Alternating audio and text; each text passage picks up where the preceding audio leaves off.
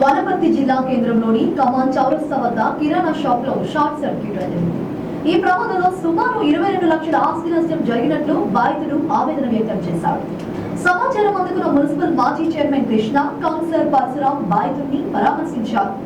ప్రణాళిక సంఘం ఉప అధ్యక్షుడు చిన్నారెడ్డి బాధితుడికి ఫోన్ చేసి ఆధైర్యపడవద్దని, ప్రభుత్వం అన్ని విధాలా ఆదుకుంటుందని భరోసానిచ్చారు.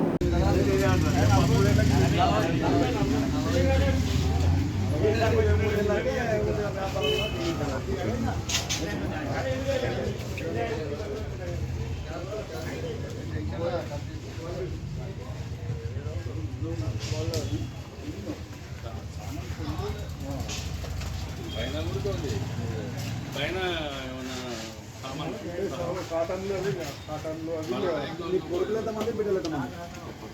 Stock photo